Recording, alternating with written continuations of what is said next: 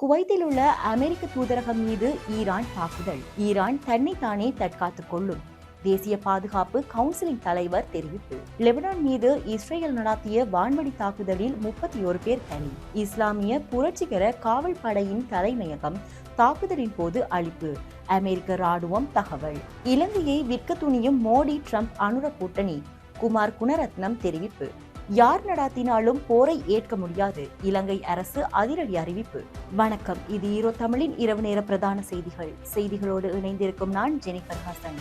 தொடர்வன விரிவான செய்திகள்.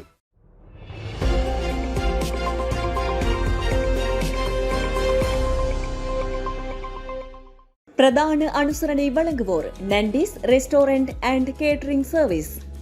குவைத்தில் உள்ள அமெரிக்க தூதரகத்தில் இருந்தோ அல்லது அதற்கு அருகில் இருந்தோ புகையெழும்புவதை காண முடிவதாக AFP மற்றும் ராய்ட்டர்ஸ் செய்தி நிறுவனங்கள் தெரிவித்துள்ளன. அப்பகுதியில் தீயணைப்பு வாகனங்கள் மற்றும் நோயாளர் காவு வண்டிகள் காணப்படுகின்றன என தெரிவிக்கப்பட்டுள்ளது. இதனால் குவைத்தில் உள்ள அமெரிக்க தூதரகத்திற்கு மக்கள் வருவதை தவிர்க்குமாறும் வீடுகளிலேயே தங்கியிருக்குமாறும் அறிவுறுத்தப்பட்டுள்ளது. அமெரிக்க தூதரகத்தின் இணையதளத்தில் வெளியிடப்பட்டுள்ள வழிகாட்டுதலில் தூதரகத்திற்கு வர வேண்டாம், உங்கள் இருப்பிடத்திலேயே பாதுகாப்பாக இருங்கள், ஜன்னல்களுக்கு அப்பால் கட்டடத்தின் மிக கீழ்த்தளத்தில் தஞ்சம் அடையுங்கள், வெளியே எங்கும் செல்ல வேண்டாம் என்று குறிப்பிடப்பட்டுள்ளது. மேலும் குவைத்தில் உள்ள அமெரிக்க பிரஜைகள் இருக்கும் இடத்திலேயே தஞ்சம் அடையுமாறும் ஏதேனும் தாக்குதல்கள் நிகழும் பட்சத்தில் அதற்கான பாதுகாப்பு திட்டங்களை மீளாய்வு செய்யுமாறும் வருங்காலத்தில் ஏற்படக்கூடிய கூடுதல் தாக்குதல்கள் குறித்து விழிப்புணர்வுடன் இருக்குமாறும் வலியுறுத்தப்பட்டுள்ளது. ஈரான் தன்னைத்தானே தற்காத்துக் கொள்ளும் என்று அமெரிக்காவுடன் பேச்சுவார்த்தையை நடத்த மாட்டோம் எனவும் ஈரான் தேசிய பாதுகாப்பு கவுன்சிலின் தலைவர் அலி லாரிஜானி தெரிவித்துள்ளார். இது தொடர்பாக அவர் வெளியிட்டுள்ள எக்ஸ் பதிவுகளில், டொனால்ட் ட்ரம்ப் தனது தவறான நம்பிக்கைகளால் இந்த பிராந்தியத்தை குழப்பத்தில் ஆழ்த்தியுள்ளார். அமெரிக்க துருப்புகளுக்கு உயிரிழப்புகள் அதிகரிக்கும் என்று இப்போது அவர் கவலைப்படுகின்றார். தமது ஆளுமையை நிலைநாட்டிக் கொள்வதற்கான விலையை அமெரிக்க வீரர்கள் மற்றும் குடும்பங்கள் மீது சுமத்துகின்றார் என்று ஈரான் தன்னைத்தானே பாதுகாத்துக் கொள்கின்றது. ஈரானிய ஆயுதப்படைகள் படையெடுப்பதை தொடங்கவில்லை. நாங்கள் அமெரிக்காவுடன் பேச்சுவார்த்தையை நடாத்த மாட்டோம் என்று தெரிவித்துள்ளார். போரை முடிவுக்கு கொண்டு வரும் நோக்கில் ஈரான் அமெரிக்காவுடன் ஓமான் அரசு மூலம் பேச்சுவார்த்தையை முன்னெடுப்பதாக அமெரிக்க ஊடகங்களில் செய்தி வெளியாகின. அணுசக்தி தொடர்பான அமெரிக்காவுடன் ஒப்பந்தத்தை ஏற்படுத்திக் கொள்ளும் இந்த பேச்சுவார்த்தை ஈரான் முன்னெடுப்பதாக தெரிவிக்கப்படுகின்ற நிலையில் அலி லாரிஜானி இதனை மறுத்துள்ளார். இதனிடையே ஈரானின் வான் பாதுகாப்பு அமைப்புகள் ஈரான் அரசின் கட்டளை மையங்களில் ஆகியவற்றை தாக்கி அழித்துவிட்டதாக இஸ்ரேல் தெரிவித்துள்ளது. ஈரானுக்கு ஆதரவாக ஹிஸ்புல்லா இஸ்ரேலை தாக்கியதை தொடர்ந்து லெபனான் மீதான இஸ்ரேல் நடாத்திய வான்வழி தாக்குதலில் 31 பேர் கொல்லப்பட்டனர் என லெபனானின் சுகாதார அமைச்சரகம் தெரிவித்துள்ளது. ஈரானை குறிவைத்து அமெரிக்காவும் இஸ்ரேலும் வான்வழி தாக்குதலை தொடர்ந்து நடாத்தி வருகின்றது. ஈரானும் வளைகுடா நாடுகளில் உள்ள அமெரிக்க தளங்கள் மீது தாக்குதல் நடாத்தி வருகின்றது. மேற்கு ஆசியாவில் நடக்கும் மோதலினிடையே ஹிஸ்புல்லா படைகள் இஸ்ரேல் மீது ஏவுகணைகளை வீசி தாக்குதல் நடாத்தியது. இதற்கு பதிலடி கொடுக்கும் விதமாக இஸ்ரேல் லெபனானின் பெய்ரூட்டில் தாக்குதல்களை தொடங்கியுள்ளது. இந்த தாக்குதலில் 31 பேர் உயிரிழந்துள்ளனர், 149 பேர் காயமடைந்துள்ளனர் என லெபனானின் சுகாதார அமைச்சரகம் தெரிவித்துள்ளது. இதற்கிடையில் குவைத் மீதான ஈரான் தொடர்ச்சியான தாக்குதலை நடாத்துவதால் அமெரிக்கா அங்குள்ள அமெரிக்கர்களை பாதுகாப்பாக வீட்டிற்குள் இருக்குமாறு அவசர எச்சரிக்கை விடுத்துள்ளது. ஈரானின் தலைநகர் தெஹ்ரானில் உள்ள இஸ்லாமிய புரட்சிகர காவல் படை IRGC தலைமையகத்தில் அழித்துவிட்டதாக அமெரிக்க ராணுவம் தெரிவித்துள்ளது. பாம்பின் தலை வெட்டப்பட்டது என அமெரிக்கா இதை தெரிவித்துள்ளது. அமெரிக்கா மற்றும் இஸ்ரேல் படைகள் இணைந்து கூட்டாக ஈரான் மீது தாக்குதல் மேற்கொண்டுள்ளன. இந்த தாக்குதலில் ஈரானின் உச்ச தலைவர் காமினி, அவரது குடும்பத்தினர், ஈரானின் முக்கிய தலைவர்கள் உட்பட சுமார் 200க்கும் மேற்பட்டவர்கள் உயிரிழந்தனர்.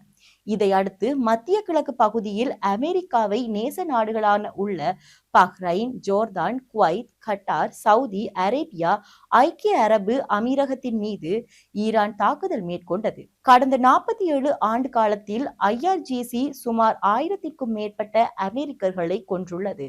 இந்த நிலையில் நேற்று அமெரிக்கா மேற்கொண்ட பெரிய அளவிலான தாக்குதலில் பாம்பின் தலை வெட்டப்பட்டது. இதன் மூலம் இனி IRGCக்கு தலைமையகம் என்பது இருக்காது. பூமியில் மிகவும் சக்தி வாய்ந்த இராணுவ படை அமெரிக்கா கொண்டுள்ளது. ஈரான் மீதான தாக்குதலில் தொடரும் என அமெரிக்க இராணுவம் சமூக வலைதளங்களில் தெரிவித்துள்ளது. இது தொடர்பாக காணொளியொன்றையும் அமெரிக்க இராணுவம் வெளியிட்டுள்ளது. ஈரான் இராணுவத்தின் சக்தி வாய்ந்த படையினராக இஸ்லாமிய புரட்சிகர காவல் படை உள்ளது. கடந்த 1979 இஸ்லாமிய புரட்சிக்கு பின்பு இஸ்லாமியருடைய புரட்சிகர காவல் படையை காமினி நிறுவினார். அவரது அறிவுறுத்தலுக்கு இணங்க IRGC செயல்பட்டது.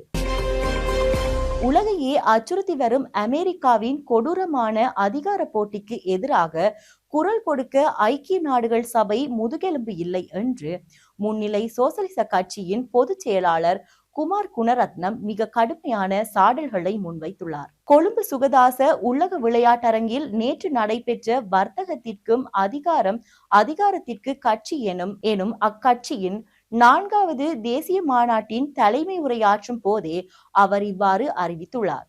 இன்று ஆட்சி பீடத்தில் இருக்கும் JVPயின் தலைமையிலான அரசாங்கம் தமக்கு வாக்களித்த மக்கள் எதிர்ப்புகளை காலால் மிதித்து வருகின்றது. அன்று பயங்கரவாத தடை சட்டத்தை எதிர்த்தவர்கள் இன்று அதிகாரத்திற்கு வந்தவுடன் அதை கொடூரமான அடக்குமுறை சட்டங்களை கொண்டுவர துடிக்கின்றனர். இலவச கல்வி மற்றும் சுகாதாரம் பேசியவர்கள் இன்று சர்வதேச நாணய நிதியத்தின் தாளத்திற்கு ஆடுகின்றார்கள் எனவும் அவர் தெரிவித்தார். அனுரகுமார திசாநாயக்க தலைமையிலான அரசு இந்தியா மற்றும் அமெரிக்காவிடம் முற்றாக மண்டியிட்டுள்ளது. மோடி மற்றும் ட்ரம்ப் ஆகியோரின் பொருளாதார தேவைகளுக்காக இலங்கையின் நிலங்கள், துறைமுகங்கள் மற்றும் விமான நிலையங்கள் விற்பனை செய்ய திட்டமிட்டு முழு நாட்டையுமே காட்டிக் கொடுத்துள்ளது என்றும் குமார் குணரத்னம் அறைகூறல் விடுத்துள்ளார். மத்திய கிழக்கில் மூண்டுள்ள போர் உடனடியாக நிறுத்தப்பட்டு உலக அமைதி நிலைநாட்டப்பட வேண்டும் என்று இலங்கை அரசு சர்வதேச சமூகத்திடம் உத்தியோகபூர்வமாக கோரிக்கை விடுத்துள்ளது. அரசாங்க தகவல்கள் திணைக்களத்தில் இன்று நடைபெற்ற விசேட ஊடகவியலாளர்கள் சந்திப்பில் கலந்து கொண்டு கருத்து வெளியிட்ட அமைச்சரவை பேச்சாளர் அமைச்சர் நளிந்த ஜெயதிச இலங்கையின் இந்த தீர்க்கமான நிலைப்பாட்டை அறிவித்துள்ளார். அவர் மேலும் தெரிவிக்கையில், எந்த இடத்தில் நடந்தாலும் எவர் நடாத்தினாலும் போரை ஒருபோதும் அனுமதிக்க முடியாது என்பதே அரசின் கொள்கை. போரால் விளைவது உயிரிழப்புகளும் சொத்து சேதங்களும் மாத்திரமே என உலக அமைதிக்காக இலங்கை எப்போதும் அர்ப்பணிப்புடன் செயல்படும் எனவும் மத்திய கிழக்கில் நிலவும் இந்த அசாதாரண சூழல் உலக அமைதியை குலைப்பதுடன் பிராந்திய ஸ்திரத்தன்மை மற்றும் உலக பொருளாதாரத்தை பாரிய எதிர்மறையான தாக்கங்களை ஏற்படுத்தும் எனவும் கூறினார். செய்திகளின் நிறைவாக மீண்டும் தலைப்புச் செய்திகள். குவைத்தில் உள்ள அமெரிக்க தூதரகம் மீது ஈரான் தாக்குதல். ஈரான் தன்னைத்தானே தற்காத்துக் கொள்ளும். தேசிய பாதுகாப்பு கவுன்சிலின் தலைவர் தெரிவிப்பு. லெபனான் மீது இஸ்ரேல் நடத்திய வான்வழி தாக்குதலில் 31 பேர் பலி. இஸ்லாமிய புரட்சிகர காவல் படையின் தலைமையகம் தாக்குதலின் போது அழிப்பு. அமெரிக்க ராணுவம் தகவல். இலங்கையை விற்க துணியும் மோடி ட்ரம்ப் அனுர கூட்டணி. குமார் குணரத்னம் தெரிவிப்பு. யார் நடாத்தினாலும் போரை ஏற்க முடியாது, இலங்கை அரசு அதிரடி அறிவிப்பு. இத்துடன் ஈரோ தமிழின் இரவு நேர பிரதான செய்திகள் நிறைவடைந்தன. நன்றி.